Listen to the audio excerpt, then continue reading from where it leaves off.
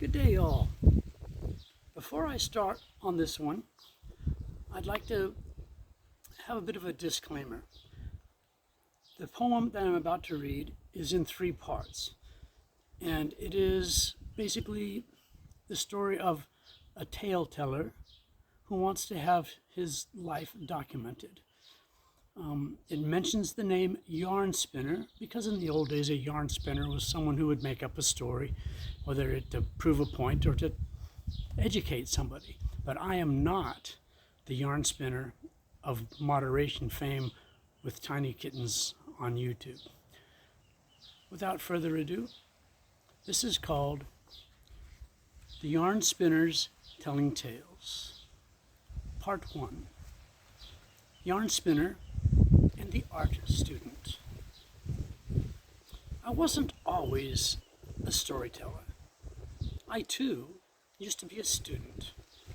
But since I've become the old feller, you, too, get to have your ears bent. I can tell you tales of surfing, waves that crash the shore, or adding rosettes and purfling to instruments by the score, taming wild cats and beasts that gave me visible scars. I've traveled north, south, west, and east, even driven racing cars. But my dearest memories and stories to tell are the ones that involve nature. So I'll help your imagination swell. Get out your pencils and your paper. I'll start off slowly, then as we go, I'll accelerate. You keep up as best you can and just illustrate. At the end, we'll have a story, a yarn we both have spun. Come now and sit and work your artful magic for a bit. You know, this might be fun. Part 2. Spinning High Tales.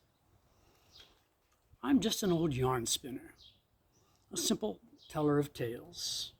Got untold thousands of winners about gorillas, cats, whales.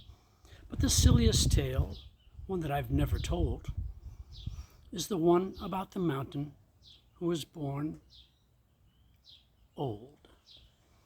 He had a craggy face and an ice-like beard, and various critters crawled upon him. Excuse me if that's weird.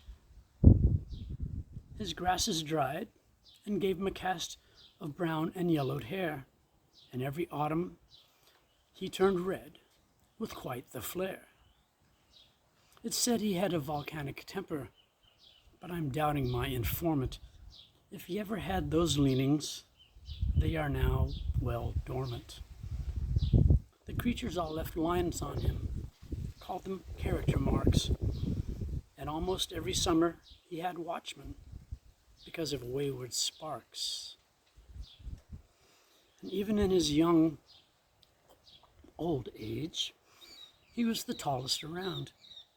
Several climbers got lost on him once, but luckily they were found. But now he feels abandoned. His people shelter in place, and only mountain lions clamber across his stony face. Yes, I'm an old yarn spinner, but I tell you this is true. I love that old man mountain. I hope that you will too. So get out your pad, your pencils and paints. When you've finished all our story, I'm sure there'll be no complaints.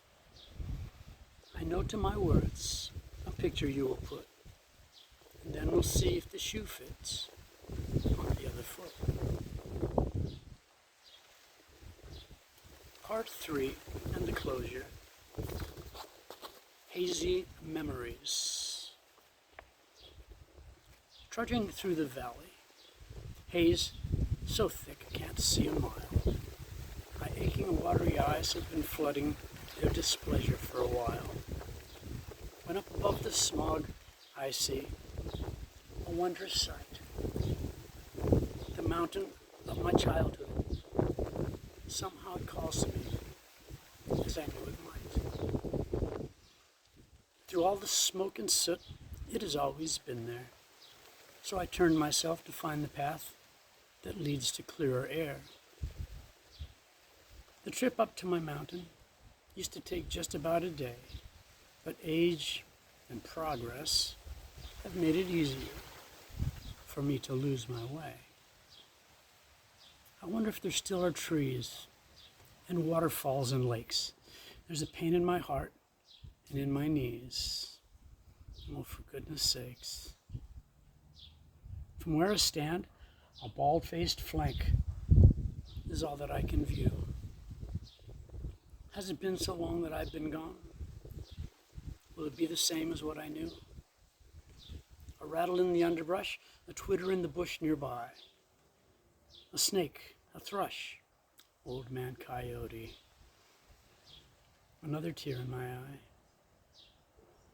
Not just smoke, now bringing floods as memories chip in. Happy tears upon the mountain trail. I am reborn again. Then from up on high, I hear the cry of a red-tailed hawk in flight. And looking down to the valley I left, I imagine with his sight, the air so full it looks like clouds or mist from steaming streams. But from above, in this place I love, come radiating beams.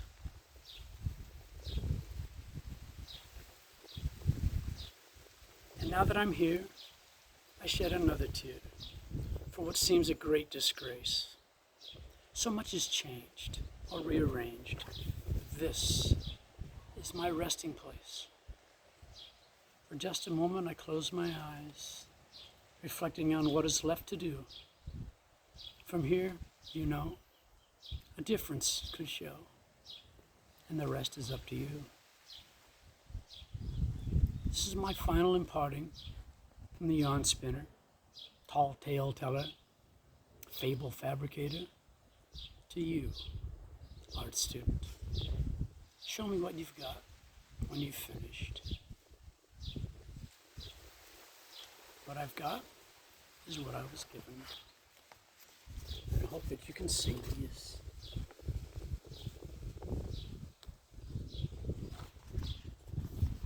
Thank you all for your time today and your unflinching support for those who've given it.